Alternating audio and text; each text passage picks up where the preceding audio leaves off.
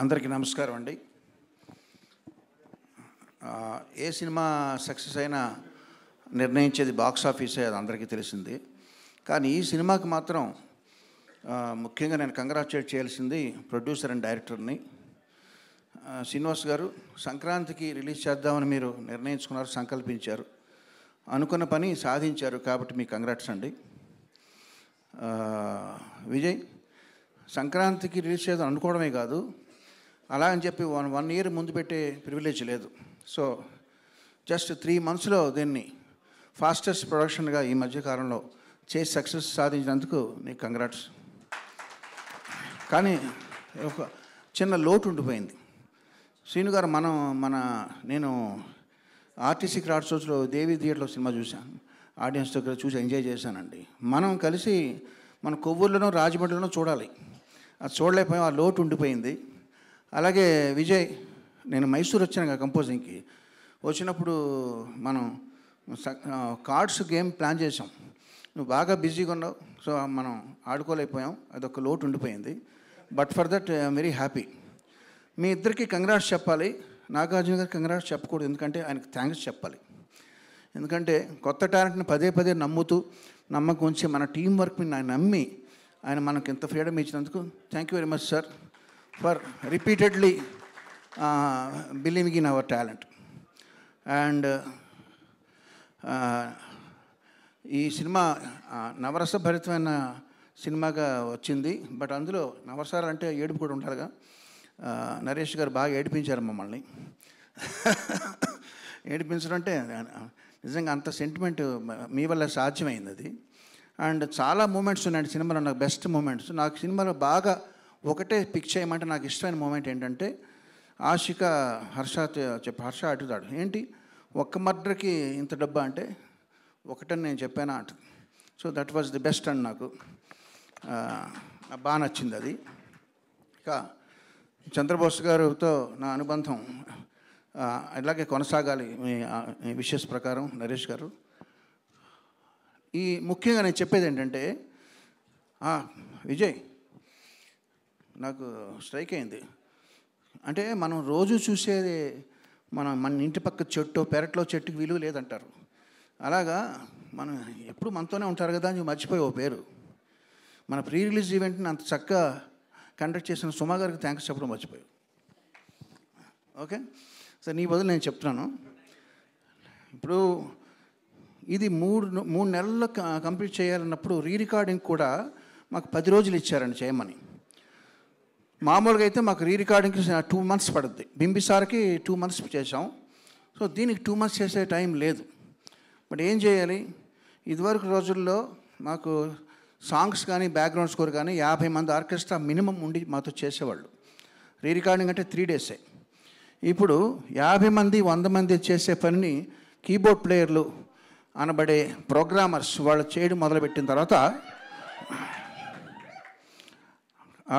Programmers తల మీద ఎంత భారం పడుతుందంటే, నాకు ఒక్క కీబోర్డ్ ప్లేయర్ నాకు మెయిన్గా చేస్తాడు, జీవన్ తన పేరు.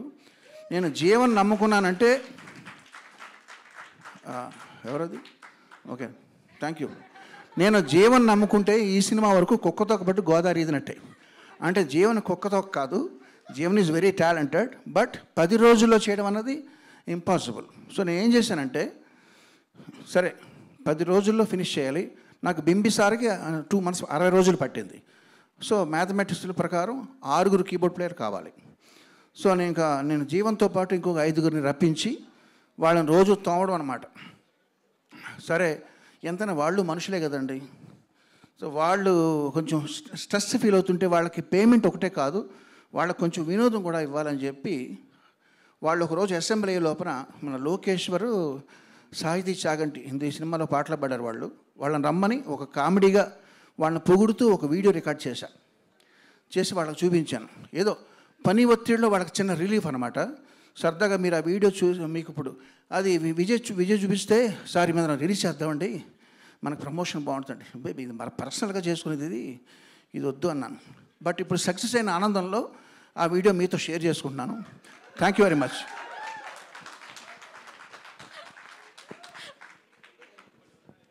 హర్ష బ్రో తన కీబోర్డ్ ని పైకెత్తి షేకు చేశాడంటే రాలతాయి స్వరాలే స్వరాలు గలగల గలగల.